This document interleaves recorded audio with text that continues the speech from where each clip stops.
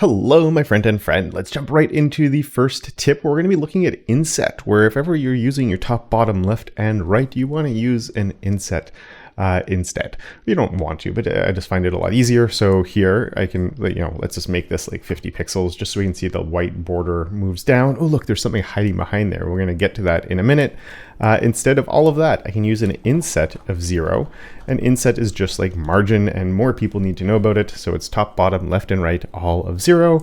And just like margin, I can say we did 50 pixels before, right? 0 and 0.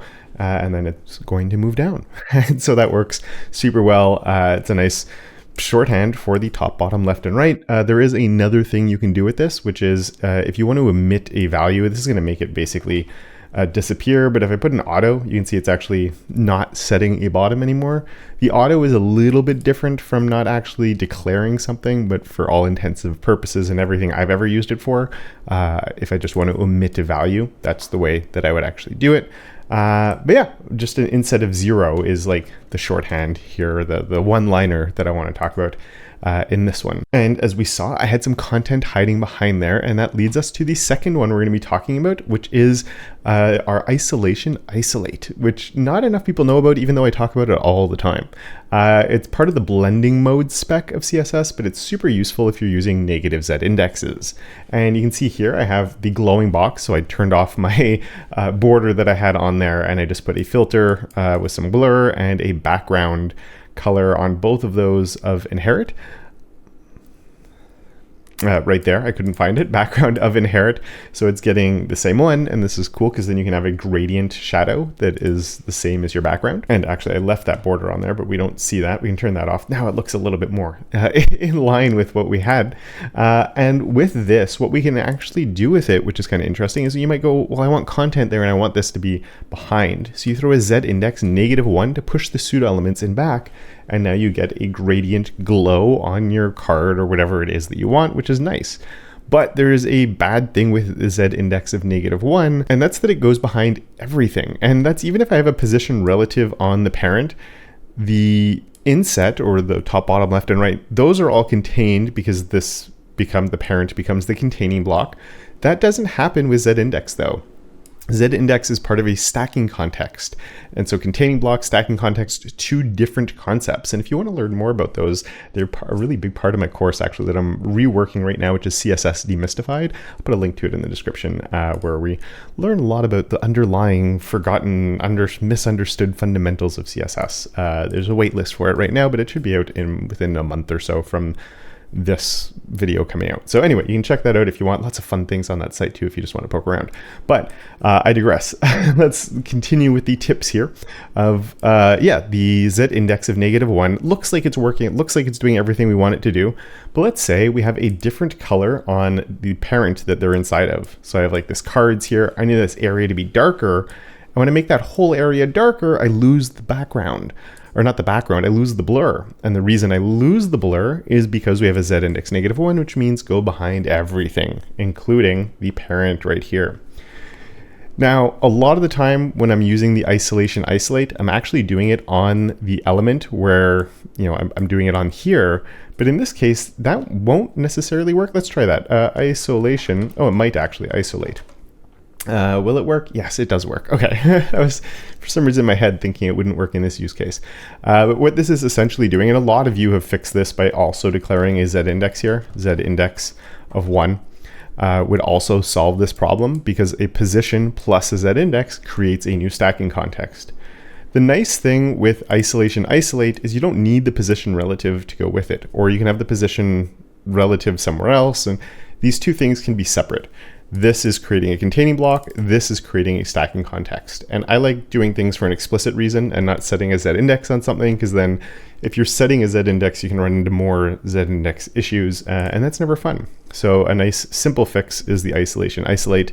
And as I said, like maybe you even don't want that on here. You want it on a higher up area for whatever reason, and it's still going to work. This is creating a new stacking context. So the -1 Z index here is only within this element. So it can't go behind this. We're sort of stuck in this zone where we have this new independent context of Z indexes that we can move around in. In this case, I don't think I would put it here. I would keep it over here, but just to show you that you can move them around into different locations. All right. Next up, width fit content, and we'll talk a bit about logical properties on this one as well. And to explain what this is, we do have a few. We have a min content, which is get as small as possible. I'm showing this on an H1 for now so we can understand the concept. Then we'll look at a practical use case for it. So we have the width of min content means get as small as the content will allow you to get. So the word content here is is what's setting the size effectively. If we come up here, contents, and just add some extra text into there, now that is what's figuring out how long that line, the minimum size of the content that's in there, right? So that's what min content would be. A max content is basically like don't wrap anything and get to like the largest it could get to. This looks fine. The disadvantage with a max content is at small screens, it will cause overflow because the text will never wrap or the content will never wrap that's in there.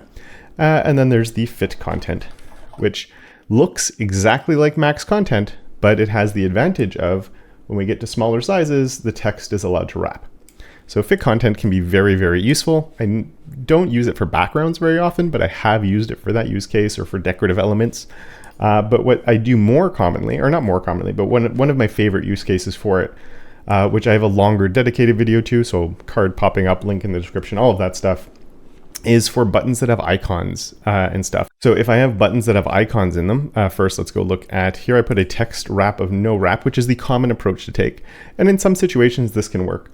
But, and the reason we want to do that is because this looks really ugly, right? When the text goes on multiple lines, it's not ideal.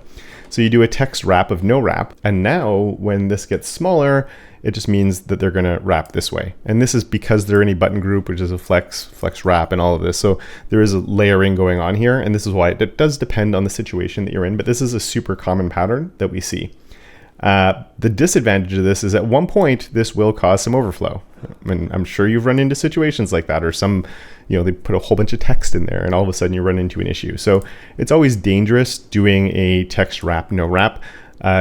Depends again on the situation, but it's one of those things that could potentially lead to problems. And on this one, what we're going to do is before we used width, this time we can use an inline size instead of fit content. And if you haven't seen inline size, an inline size is the logical variant of width. So it's a logical property. I'll put link once again in the description if you want to learn more about those. I don't necessarily want an inline size of fit content. Maybe that will actually work. We're going to see we're getting this behavior, which we don't want still. What we want is actually a min inline size of fit content. I guess you knew that from what we saw right here is a little spoiler. As this gets smaller, it's going to behave exactly the same way that our no wrap was working. But now if we do end up in a situation like this, and maybe you'd also want like a line height of 1 on here, line height, whoops, got to spell it right, line height of 1 or 1.1 or something, just so the lines of text aren't ridiculously big. But there we go, that looks a little better. But yeah, you don't want the text to wrap, but if you're in a situation where there's no other choice, I would rather my text wrap than cause overflow. So fit content can be used in a lot of cool and nice, handy ways. Next up, let's keep on going. Aspect ratio. This is one that I always assume people know about, and then I talk about it and people love it. I did a short on this recently and it just exploded, and I'm just like, oh yeah, people just don't know about these things. So we're going to look at it with a bonus tip in this one as well. So I put a width of 200 pixels. These are like user uploaded images. You could force users to have a specific size, or you could just come in with a aspect ratio of 1. And that just means be a perfect square or circle. And there we go. They're that size. I could say it's 16:9. And then it will be an aspect ratio of 16:9. Super useful for iframes if you're doing videos. Or of course, this is also super useful if you're doing shorts maybe, where you need the aspect ratio to be the other way around. And whatever aspect ratio you need, you can just lock it in. But we're going to throw a 1 back on here. Now you'll notice the images are getting stretched and squished. So this is where the bonus tip comes in. If you're doing an aspect ratio on an image, you probably want to use an object fit as well, which is like a background size. The difference is you're just going to use cover, contain, or there's one other one about, I forget the third one, but cover is the one that you probably want most of the time. This is for replaced elements, so images, iframes, video, things like that we can use our object fit for.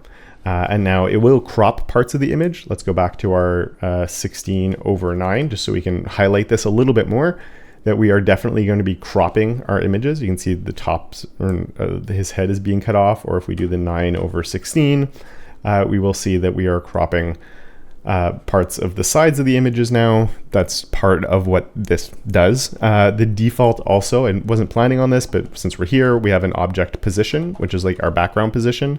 Unlike background position, which is top left, the default here is center, but if you did need to change it, you could set like a left, and then it will go to the left side. This could actually be set as like a custom property. So say a user's uploading an image, and instead of forcing them to crop it, you could actually just have it save like the part of the image that you want it to be focused on as a custom property.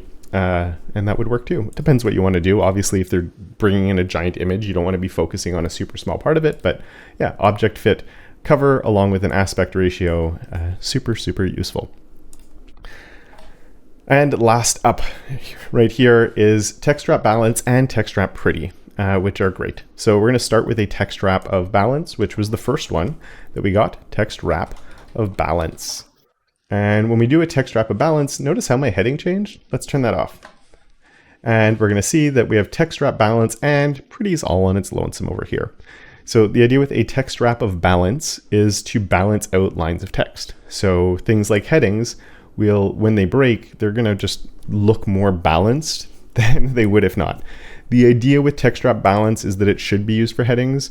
When it first came out, I believe it was up to a maximum of 3 lines of text. I think that has been changed, but it's really for headings and or things that are larger text, or at least not a lot of lines of text. Because if it's smaller font sizes, it tends to look kind of awkward, to be honest with you. But with longer ones, it works. You're also going to see that working over here on my H2. So let's turn that off. Where here it's going all the way along, and we have multiple lines, or if I shrink this a little bit, we have the multiple lines here. And if I turn that back, you'll see that it's balancing this. Some people don't like that because of the extra white space that it creates. And they're like, Kevin, don't do this. So it depends a little bit on the use case. And if you prefer it, if you don't, I think for H1s, it makes a lot of sense.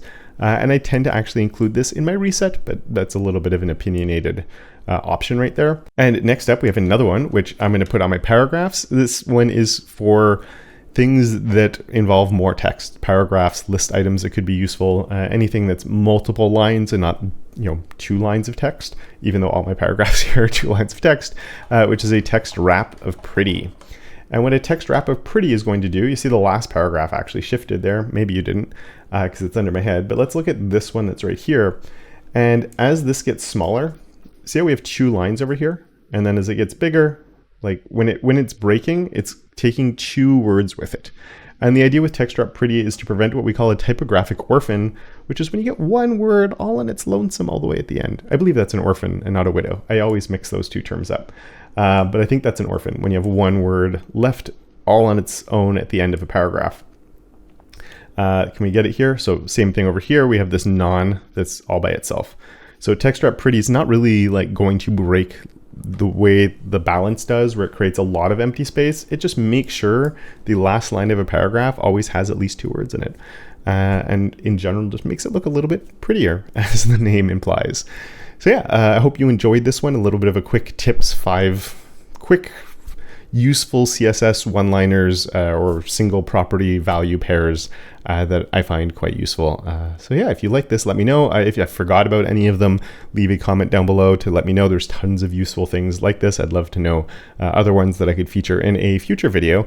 And I think that is it for today. So thank you very much for listening. A huge thank you to Johnny, who's my supporter of Awesome, as well as all my other patrons and channel members for their continued support. I am fighting a cold, so I do apologize if I sounded a little off in this one. And of course, until next time, don't forget to make your corner of the internet just a little bit more awesome.